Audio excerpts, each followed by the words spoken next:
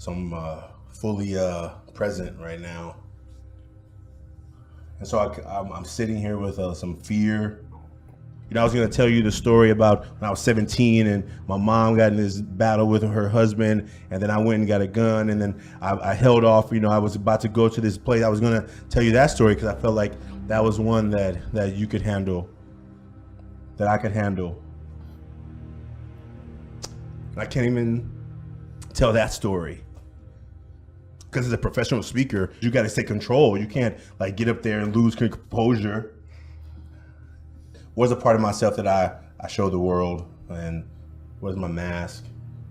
What is the part behind the mask? So my name is Ashanti. I'm from Oakland. I was raised by a single mother.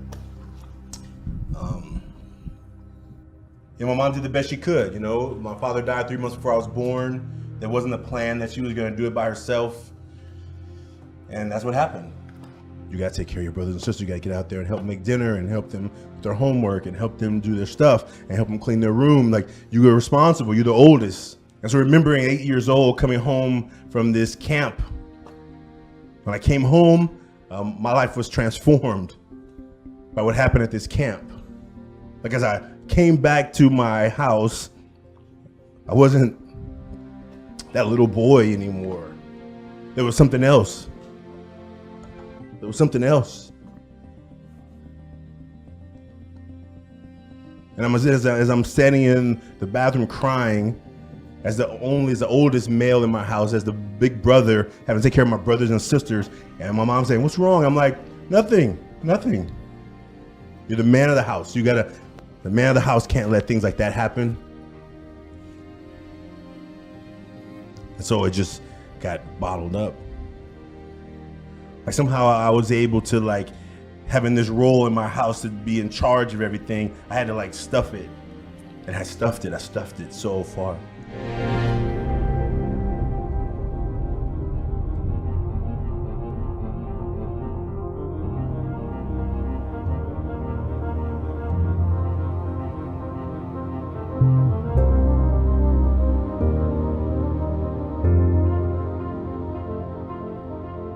My name is Nicole Scabola. I am a cancer survivor. I grew up in a culture where I was taught to be tough, not to express emotion, to kind of suck it up, grin and bear it. For me, when I was diagnosed, I was 32 years old. I was told, within 10 minutes of my diagnosis that I was about to lose my uterus, my ovaries, and my fallopian tubes. From the standpoint of my father, that is a tremendous source of shame. Like, you don't talk about that. You just kind of stuff it inside and you just pretend you're normal. I am Eldred Jackson III. I'm standing here talking to you right now and I'm sweating bullets because I feel naked. Anytime I open myself up, it's fearful because I feel like I'm going to be judged. I feel like I'm going to be ridiculed. I feel like I look like a fool. Being abused as a child, being sexually abused as a child, I wasn't able to tap into that and revisit that until I was 32 years old. My name is Jesse Morton. I was born as such, but for a period of time in my life I became Yunus Abdullah Muhammad after a conversion to Islam. I was a victim of child abuse, and I was a victim of being a young runaway who lived on the streets from the age of 16 for quite some time. I was in a dysfunctional family with a sister who would be abused by my mother as well, and I would sacrifice myself and take beatings in order that she didn't have to. I'm Ayla, and I was raised as a homeschooler in an evangelical Christian household, a Calvinist Reformed fundamentals.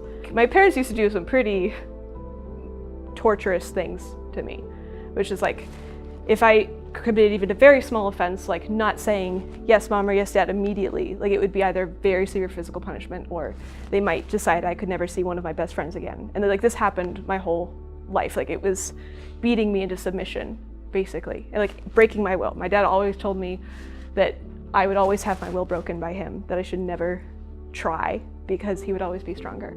I didn't really think that anything wrong had happened to me because that was I didn't know anything else. We weren't allowed to watch media that had kids talking back to their parents. So it's like, so when I got out of the world and I realized people would react to like casual things I would say with horror. And then I learned that I was a victim at that point. I was like, oh, I get to take on this role where something horrible has been done. My little frail sister, who, when she got old enough to be abused, my mother started to attack her. And I had already been being abused. So I stood up and I said, I cannot let this little girl suffer. So I became the Messiah. No, you're not gonna hit her, you're gonna hit me. And I acted even worse to keep the attention on me. And I portrayed that self-fulfilling prophecy, and I adopted this position as if self-sacrifice was a good thing because I was serving, my sister. I was the protector. I submitted to molestation to, once again, self-sacrifice under the threat of my younger sister being harmed, who was 4 years my junior. So I'm 7 protecting my 3-year-old sister, and I'm like, okay, do what you will. And as a result of that, because I loved her, because I cared about her, I was put in a position, or at least that's the story that I told myself, I was put in a position to be hurt. I shut down. I became a machine at 7 years old. I stopped feeling. And out of that, what was born was something is wrong with me. As a person, I am wrong. I am broken. With my diagnosis, there were sort of layers upon layers of trauma. One of them was I was with somebody who left me when I was sick. I really had absolutely zero tools to actually understand what was going inside of me and to explore it. Like, all I knew was I just wanted it to go away. Like, I just wanted to go back to normal. And so at that critical point in my life, in my development, loving somebody and giving a damn about somebody was a sin. And then I started to build walls to hide that brokenness. I can't let anybody see that I'm broken. I can't let anybody see something is wrong with me. I can't let anybody see something other than perfection. I felt that I'd been wronged. I felt that I should have been loved by my father, and I was angry at him for not having loved me. I felt like the anger that I was holding was in itself justice, that I was holding him accountable by carrying this inside me. And I was terrified of letting go of that, because if I let go of it, he gets away with it. And because my traumatized brain had split the world into those bipolar sort of binary perspectives, of course, when you're living in a clash of civilizations, us versus them, global war on terror, you either ally with us or you're with the terrorists. I was one of the few Americans that chose the terrorists. When I left home at 13 years old, I went out into the streets, into the gutter, and adopted a gang lifestyle. I was a very prominent recruiter and radicalizer on behalf of Al-Qaeda. I was white boy with blue eyes that had adopted their worldview. It was like, hey, we got one of your own. I went to law school. I was working in the business world. I was living in New York City. I was, commuting in a subway, wearing my power heels, and I think underneath that, my flicker was just always this creative gnawing that something was wrong, and I was yes, it felt good to get a nice paycheck and to be able to go on a vacation, but there was such an emptiness with that. It was easier for me to, again, make everything external. Well, it's your fault. You were driving down the street. Had you not been driving down the street, I might not have busted you in your head and took your car. You should have stayed at home today. That's how I used to rationalize things. My Islamist self gave me a sense of structure where there was none. But the only reason I adopted the ideas was because I needed to get outside of myself, right? And so the ideas I adopted were totally in conjunction with a victim narrative and archetypes that I had built inside of myself that had a lot of anger. And then you become a fundamentalist, and in reverse, you realize that the ideology became the addiction because I had detached myself so much from my body that I existed in two realms at the same time. And I formulated another person, Yunus Abdullah Muhammad, who functioned as a parasite, and he ate me.